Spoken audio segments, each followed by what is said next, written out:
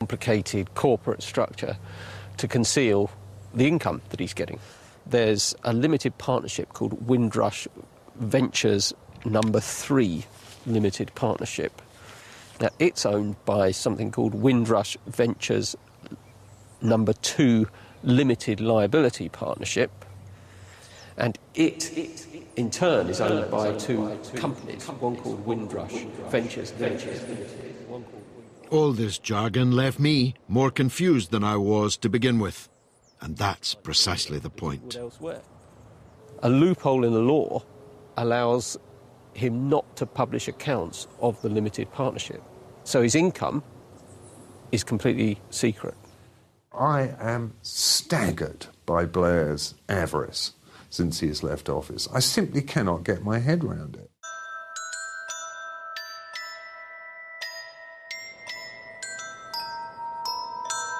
Blair is clearly enchanted by money.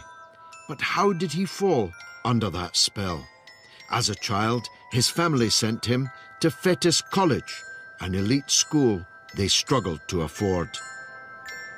In this kind of Hogwarts castle, Tony Blair learned to rub shoulders with the big boys, the boys who would go on to run much of this country. But he also learned the lesson that he'd only feel truly secure when he had just as much money as them.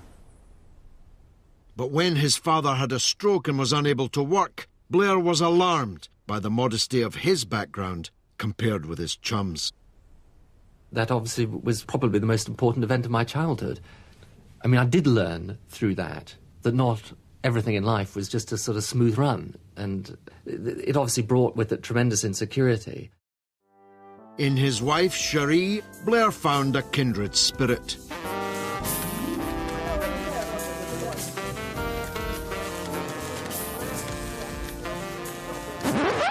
I knew her when she was a campaigning socialist. Now she's a highly paid lawyer and businesswoman. But she still felt the need to sell Tony's autograph on eBay for a tenner a time. But the money grubbing matters, because since becoming a multi-millionaire, Blair has also become one of Britain's biggest benefit claimants. First, there's the more than £100,000 he claims as a former Prime Minister to run his private office, and then there's his security detail, costing taxpayers up to £16,000 a week. 8 police officers accompany Blair as he crisscrosses the globe, while others guard his houses. He is unable to walk down a street in Britain without heavy police protection. His house here in London is guarded by members of the Metropolitan Tactical Firearms Support Unit 24/7. I mean, the idea that the public purse is funding Blair's security to run what are, in fact, commercial operations around the world is an outrage. But he needs an armed guard for a reason.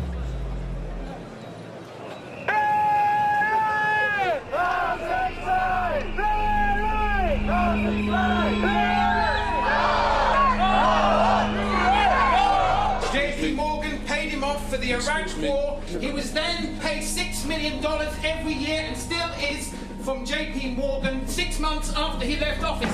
The man is a war criminal! War criminal! Tony Blair! War criminal! Tony Blair! Tony Blair's legacy is absolutely clear. He will always be remembered as the man who took us into an illegal and unnecessary war. The 2 million march, which ended here in Hyde Park on February 15th, 2003, was the biggest in British history by many times over. Tony Blair's decision to defy the millions has, of course, defined his political legacy. As for me, as one of the leaders of that march, well, Tony Blair had me expelled from the Labour Party.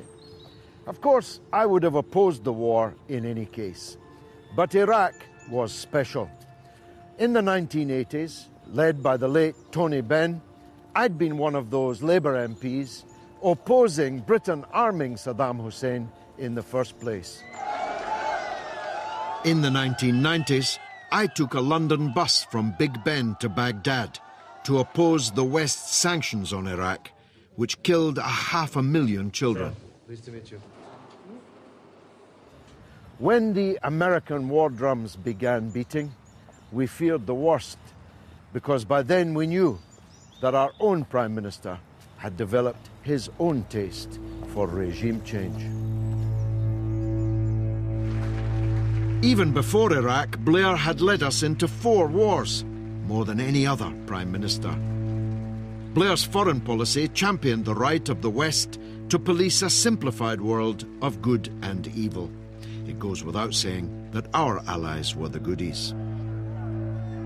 In 1999, Serbia, a Western enemy, was suppressing an armed uprising in its Kosovo region. To stop one massacre, Blair convinced Clinton to launch another. It is a just cause, and it is a cause that we will succeed in winning. The attack broke international law, escalating the killing on both sides. But the media hailed it a success, and Blair its hero. Going to Kosovo is possibly the key moment when he's walking through that camp and people are kind of treating him like Jesus, really. Almost on their knees praying to him. All these babies have been named after him. Tony. Yeah, cheering his name. Now, to somebody with a latent and incipient messianic tendency, it's like somebody who, you know, has like soft drugs, suddenly you give them heroin and one hit and you're hooked, if he wasn't already.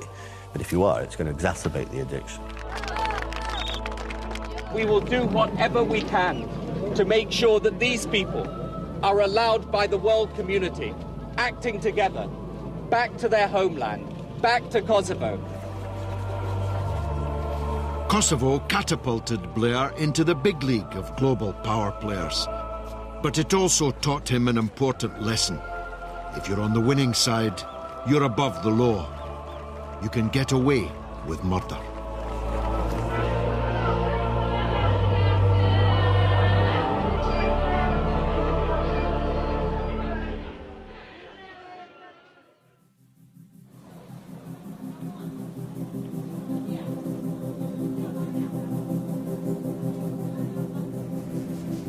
Blair's inner crusader was soon to be challenged by an event of biblical proportions.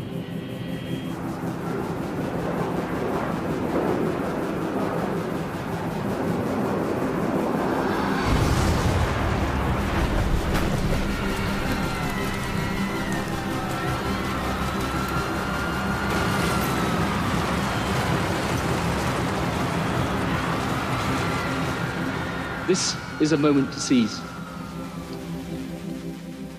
The kaleidoscope has been shaken. The pieces are in flux. Soon they will settle again. Before they do, let us reorder this world around us.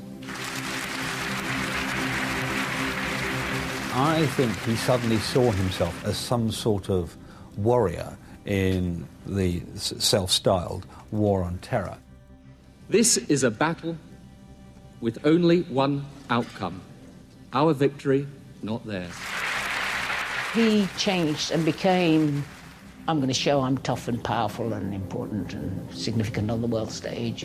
I'll do that by being best friends with the President of the United States. Blair needed a dose of sanity, but W definitely wasn't the guy to provide it. Every nation in every region now has a decision to make. Either you are with us or you are with the terrorists. And I give you, on behalf of our country, our solidarity, our sympathy, and our support. The special relationship means England is our lieutenant. The fashionable word is partner. We got to go. That's the word they like to hear.